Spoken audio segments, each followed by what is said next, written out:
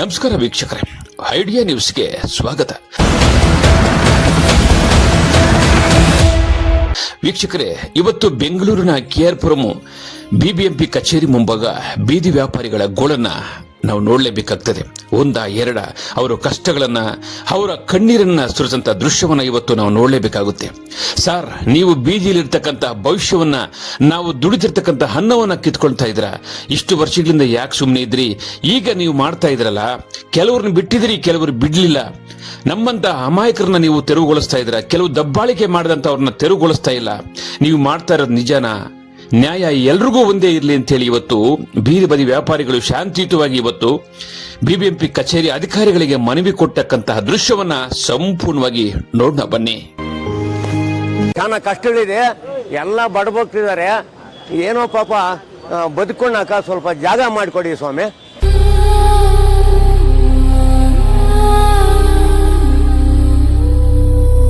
ನಾವು ಫುಟ್ಪಾತ್ ಏನಿದೆಯೋ ಅದು ತಡಿ ಬಿಟ್ಬಿಟ್ಟು ನಾವು ಹಾಕೊಂಡಿದೀವಿ ಹಿಂದೆಗಡೆ. ಅದನ್ನು ಎತ್ತರಿ ಮಾಡ್ರಿ ಅಂತ ಹೇಳ್ತಾ ಇದ್ದಾರೆ. ಅವ್ರವ್ರ ಸ್ವಾರ್ಥಕ್ಕೋಸ್ಕರ ನಮ್ಮನ್ನ ಎತ್ಸ್ರಿ ಅಂದ್ರೆ ನಾವು ಎಷ್ಟೋ ಜನ ಜೀವನ ಕಟ್ಕೊಂಡಿರೋದು ಅದರಿಂದ. ಗಂಡು ಮಕ್ಳು ಯಾರವಲ್ಲ, ಬರೀ ಹೆಣ್ಮಕ್ಳೇ ಒಂದು 100 ಜನ 150 ಜನ ಇದ್ದೀರಿ. 150 ಜನ ಜೀವನ ಕಟ್ಕೊಳ್ತಾ ಇದೀವಿ.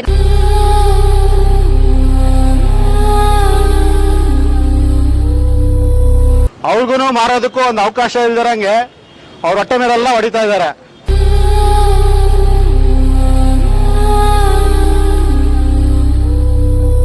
ದಯವಿಟ್ಟು ವ್ಯಾಪಾರಸ್ಥರಿಗೆ ಜಾಗ ಬಂದು ಸೃಷ್ಟಿ ಮಾಡಿಕೊಟ್ಟ ಮೇಲೆ ತೆರವುಗೊಳಿಸಿ. ಏಕಾಏಕಿ ತೆರವುಗೊಳಿಸ್ತಾ ಇದ್ದೀರಾ, ಅವ್ರುಗಳು ಎಲ್ಲಿ ಹೋಗ್ತಾರೆ ಹೇಳಿ? ಏನ್ ಕೆಲಸ ಮಾಡ್ತಾರೆ? ಹಿಂಗೆ ಮುಂದುವರೆದ್ರೆ ಕಳ್ತನನೇ ಮಾಡೋದವ್ರು, ಇನ್ನೇನು ಮಾಡಕ್ಕಾಗಲ್ಲ. ಕಳ್ತನ ಮಾಡ್ಬೇಕು.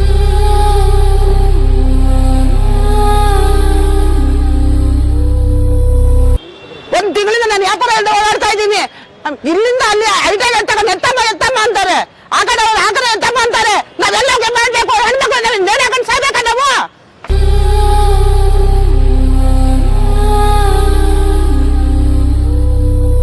ಇಷ್ಟು ಜನಕ್ಕೂ ನೀವು ಕೆಲಸ ಕೊಡೋಕ್ಕಾಗತ್ತಾ? ಹೋಗ್ಲಿ, ಸರಿ ಕೊಡಿ, ಕೆಲಸ ಕೊಡಿ, ಹೋಗ್ಲಿ. ಬಿಟ್ಬಿಡ್ತೀರೋ ವ್ಯಾಪಾರ? ಬಿಟ್ಬಿಡ್ತೀವಿ, ಕೆಲಸ ಕೊಡಿ, ಹೋಗ್ಲಿ. ಆಗತ್ತಾ? ಆಗೋದಿಲ್ಲ.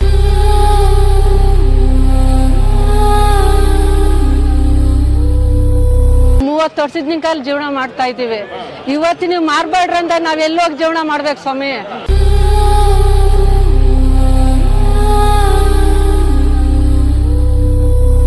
ನಮ್ಗೆ ಯಾರು ಸಂಪಾದನೆ ಮಾಡಿ ಹಾಕೋರು ಯಾರು ಇಲ್ಲ.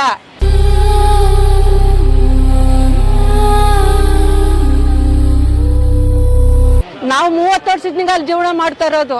ಇಲ್ಲೆಲ್ಲ ಮಾರ್ತಾ ಇದ್ವಿ, ಇಲ್ಲಿಂದ ತಲೆಗೆ ಹಾಕಿದ್ರು. ಇವಾಗ ಅಲ್ಲಿನೂ ನಮ್ಮ ಅಲ್ಲಿ ಅಷ್ಟೇ ಮಾರ್ಬೇಡ್ರಿ ಅಂದ್ರೆ ನಾವ್ ಎಲ್ಲಿ ಸ್ವಾಮಿ ಜೀವನ ಮಾಡೋಣ?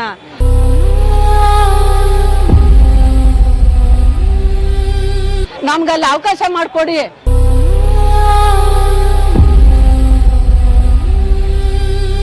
ನಮ್ಗೆ ದುಡ್ದಾಕರ್ ಯಾರಿಲ್ಲ. ರಾತ್ರಿ 12 ಗಂಟೆವರೆಗೂ ಹೋಗಾಡ್ತೀವಿ, ಬೆಳಿಗ್ಗೆ 4 ಗಂಟೆಗೆ ಬರ್ತೀವಿ. 4 ಗಂಟೆಗೆ ಬಂದು 7 ಗಂಟೆಗೆ ನೀವು ಮಾರ್ಬೇಡ್ರಿ ಅಂದ್ರೆ ನಾವೆಲ್ಲೋ ಜೀವನ ಮಾಡ್ಬೇಕು ಸ್ವಾಮಿ.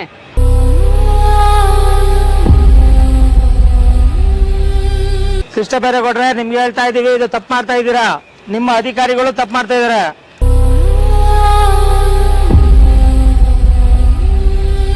ಇದನ್ನ ನಿಲ್ಸಿ.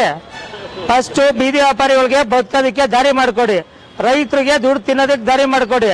ನಿಮ್ಮ ಅಪ್ಪನ ಮನೆ ಆಸ್ತಿ ಯಾರ್ದು ಕೇಳ್ತಲ್ಲ ಸ್ವಾಮಿ? ಕೇಳ್ತಾರೆ, ನಮ್ಮ ಆಸ್ತಿ, ನಮ್ದು ಸರ್ಕಾರ, ನಮ್ದು ದೇಶ. ನಾವು ದೇಶ ಬಿಟ್ಟು ಬಂದವರಲ್ಲ. ನಾವು ದುಡ್ಡು ತಿನ್ಬೇಕು. ನಾವು ನಿಮ್ಮ ಹತ್ರ ಭಿಕ್ಷೆ ಬೇಡ್ತಾ ಇಲ್ಲ. ನಾವು ಸ್ವಾವಲಂಬಿಯಾಗಿ ನಾವು ದುಡ್ಡು ತಿಂತಾ ಇದೀವಿ.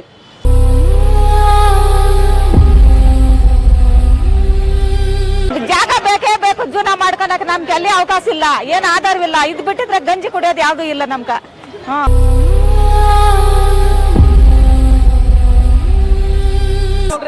ಸಂತೆ ಅಭಿವೃದ್ಧಿ ಆಗಬೇಕು. ಮತ್ತೆ ನಮಗೆ ಉಳ್ಕೊಂಡಿರ್ತಕ್ಕಂಥ ಸಂತೆಗಳಲ್ಲಿ ಕೆಆರ್ಪುರಂ ಸಂತೆ ಒಂದೇ ಈಗ ನಮಗೆ ರೈತರಿಗೆ ಉಳ್ಕೊಂಡಿರ್ತಕ್ಕಂಥದ್ದು. ಆ ವಿಚಾರದಲ್ಲಿ ಸಂತೆ ಈ ಹಿಂದ್ಗಡೆ ಏನು 9,80,000 ರೂಪಾಯಿ ಆಗಿದ್ದಾಗ 1 ಎಕರೆ 14 ಗುಂಟೆ ಅಂತಕ್ಕಂಥದಕ್ಕೆ ನೀವು ಟೆಂಡರ್ ಮಾಡಿ ಅಷ್ಟು ಅಮೌಂಟ್ ಕಲೆಕ್ಟ್ ಮಾಡ್ತಿದ್ರು. ಇವತ್ತಿಗೆ ಏಕಾಏಕಿ 30 ಲಕ್ಷ ರೂಪಾಯಿ ಟೆಂಡರ್ ಆಗಿದೆ ಮೇಡಮ್. ಇದರಿಂದ ಸಾಕಷ್ಟು ರೈತಾಪಿ ಕುಟುಂಬಗಳಿಗೂ ಇದು ಅಮೌಂಟ್ನ ಕಟ್ಟಲಿಕ್ಕೆ ಹೊರೆ ಆಗ್ತಾ ಇದೆ. ಒಂದು, ಅಲ್ಲಿ ಮೂಲಭೂತ ಸೌಕರ್ಯಗಳು ಯಾವುದೇ ರೀತಿಯಲ್ಲಿ ಸಂತೆಯಲ್ಲಿ ಇವತ್ತಿಗೂ ಸಮೇತ 30 ಲಕ್ಷ ರೂಪಾಯಿ ಸುಂಕ ಆದಾಗ್ಲಿಂದನೂ ಕಲೆಕ್ಷನ್ ಮಾಡೋ ಅಮೌಂಟ್ನಲ್ಲಿ ಯಾವುದು ಡೆವಲಪ್ಮೆಂಟ್ ಆಗದೆ ಇರ್ತಕ್ಕಂಥದ್ದು ಭಾಳ ನೋವಾಗಿರ್ತಕ್ಕಂಥದ್ದು. ಮತ್ತೆ ಇವತ್ತಿನ ದಿನ ಇಷ್ಟು ಜನ ರೈತರು ವ್ಯಾಪಾರಸ್ಥರು ಏನು ಸೇರ್ಕೊಂಡಿದ್ದಾರಲ್ಲ ಮೇಡಮ್, ಇವರೆಲ್ಲ ITI ಮತ್ತೆ ಈ ಕಡೆ ವ್ಯಾಪಾರಸ್ಥರು. ಸೊ ಇವತ್ತು ಏನು ಆದೇಶ ಇದೆ, ಸರ್ಕಾರದ ಆದೇಶ, ಏನು ಬೀದಿ ಬದಿ ಇದನ್ನ ಫುಟ್ಪಾತ್ ಎನ್ಕ್ರೋಚ್ಮೆಂಟ್ನ ತೆರವುಗೊಳಿಸಬೇಕು ಅಂತಕ್ಕಂಥದಕ್ಕೆ ನಮ್ಮದು ಸಹಕಾರನೂ ಇದೆ. ಅದೇ ರೀತಿಯಲ್ಲಿ ಆ ವ್ಯಾಪಾರಸ್ಥನ ಉಳಿಸ್ಬೇಕಾಗಿರ್ತಕ್ಕಂಥ ಅತಿ ದೊಡ್ಡ ಜವಾಬ್ದಾರಿ ನಿಮ್ಮ ಮೇಲಿದೆ ಮೇಡಮ್. ಯಾಕೆಂದ್ರೆ ಈಗ ಏಕಾಏಕಿ ಸರ್ಕಾರದ ಆದೇಶದಿಂದ ರೈತನ ವ್ಯಾಪಾರಸ್ಥನ ತೆಗೆಸ್ಬಿಟ್ರೆ ಅವ್ರು ಬದುಕು ಕಟ್ಕೊಳ್ಳೋದಕ್ಕೆ, ಅವ್ರ ಜೀವನಾಂಶಕ್ಕೆ ಸಾಕಷ್ಟು ತೊಂದರೆ ಆಗುತ್ತೆ. ಸಂತೆಗೆ ಬರೋಣ ಅಂತಂದ್ರೆ ಯಾವುದು ಸಂತೆನಲ್ಲಿ ಒಬ್ಬರು ಕುತ್ಕೊಂಡು ವ್ಯಾಪಾರ ಮಾಡಲಿಕ್ಕೆ ಯೋಗ್ಯವಾದಂಥ ಸ್ಥಳ ಯಾವತ್ತೂ ಅಲ್ಲಿಲ್ಲ. ಇಷ್ಟು ಕುಟುಂಬಗಳು ಮೇಡಮ್, ಹೆಚ್ಚು ಕಡಿಮೆ ಒಂದು 300 ಜನ ಇದ್ದೀರಣ್ಣ ITI ಇಂದ. ಒಂದು 300-350 ಕುಟುಂಬಗಳು ಮೇಡಮ್ ರಸ್ತೆಗೆ ಬಂದ್ಬಿಡುತ್ತೆ. ಆ ಕಾರಣ ಇವತ್ತು ಅಲ್ಲಿ ಏನು ಕ್ರಮ ತಗೊಳ್ಬೇಕು, ಫುಟ್ಪಾತ್ ಬಿಟ್ಟು ಒಳಗಡೆಗೆ ಹಾಕೊಂಡಿರ್ತಕ್ಕಂಥದ್ದು, ಯಾವುದೇ ರೀತಿ ಟ್ರಾಫಿಕ್ ಸಮಸ್ಯೆ ಇಲ್ಲ. ಟ್ರಾಫಿಕ್ ಇಲಾಖೆ ಅಧಿಕಾರಿಗಳನ್ನು ಸಮೇತ ಅಲ್ಲಿಗೆ ಸ್ಪಾಟಿಗೆ ಬಂದಿದ್ದಾರೆ ಮೇಡಮ್.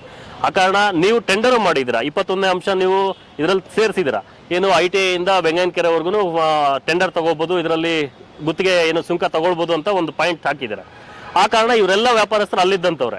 ಆ ಕಾರಣ ಇವತ್ತು ಅವ್ರನ್ನ ತೆರವುಗೊಳಿಸೋದ್ರಿಂದ ಒಂದ್ ಕಡೆ ಗುತ್ತಿಗೆ ಅಮೌಂಟ್ ಅವ್ರು ಕೊಡಕ್ಕಾಗದೆ ಗುತ್ತಿಗೆದಾರರದ್ದು ಒಂದು ಸಮಸ್ಯೆ, ಇವರು ಜೀವನನೇ ನಡೆಸಕ್ಕಾಗೋದಿಲ್ಲಲ್ಲ ಮೇಡಮ್ ಅವ್ರನ್ನೆಲ್ಲ ತೆಗೆಸ್ಬಿಟ್ರೆ. ಆ ಕಾರಣ ರೈತರಿಗೆ ಮತ್ತೆ ಈ ಒಂದು ಇದರ ಗೊಂದಲ ಏನಿದೆ, ಅಧಿಕಾರಿಗಳು ಅದಕ್ಕೊಂದು ಕ್ಲಾರಿಟಿ ಕೊಟ್ಟು ರೈತರಿಗೆ ವ್ಯವಸ್ಥಿತವಾಗಿ ಬದುಕಟ್ಕೊಳ್ಳೋದಕ್ಕೆ ಒಂದು ಅವಕಾಶ ಮಾಡಿ ಅಂತ ಕೇಳ್ಕೊಳ್ತಾ ಇದೀವಿ ಮೇಡಮ್.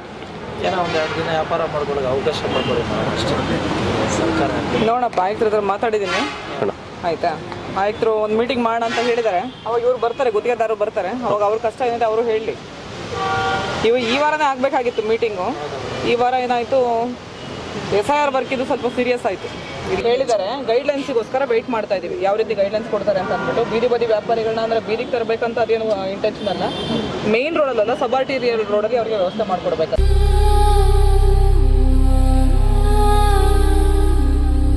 ನಮಸ್ತೆ ಎಲ್ಲ ನನ್ನ ಪ್ರೀತಿಯ ಕನ್ನಡಾಭಿಮಾನಿಗಳಿಗೆ, ಕಲಾಭಿಮಾನಿಗಳಿಗೆ ನಿಮ್ಮ ಪ್ರೀತಿಯ ಶಿವಾರ ಉಮೇಶ್ ಮಾಡೋ ನಮಸ್ಕಾರಗಳು. ಕರ್ನಾಟಕದ ಎಲ್ಲ ಕಲಾಭಿಮಾನಿಗಳು, ಕನ್ನಡಾಭಿಮಾನಿಗಳು ಈ ಐಡಿಯಾ ನ್ಯೂಸ್ ಚಾನಲ್ನ ಸಬ್ಸ್ಕ್ರೈಬ್ ಮಾಡ್ಕೊಳ್ಳಿ, ಬೆಂಬಲಿಸಿ, ಆಶೀರ್ವದಿಸಿ, ಆನಂದಿಸಿ, ವಿವೇಚಿಸಿ, ವಿಚಾರಿಸಿ. ಐಡಿಯಾ ನ್ಯೂಸ್ ಚಾನಲ್ಗೆ ತಾವೆಲ್ಲರೂ ಕೂಡ ಚಂದರ್ರಾಜ್. ಧನ್ಯವಾದಗಳು. ವೀಕ್ಷಕರೇ, ಇಂತಹ ವಿಡಿಯೋಗಳು ನೋಡಬೇಕಾದ್ರೆ ಐಡಿಯಾ ನ್ಯೂಸ್ ಅನ್ನು ಸಬ್ಸ್ಕ್ರೈಬ್ ಮಾಡಿ, ಶೇರ್ ಮಾಡಿ, ಲೈಕ್ ಮಾಡಿ.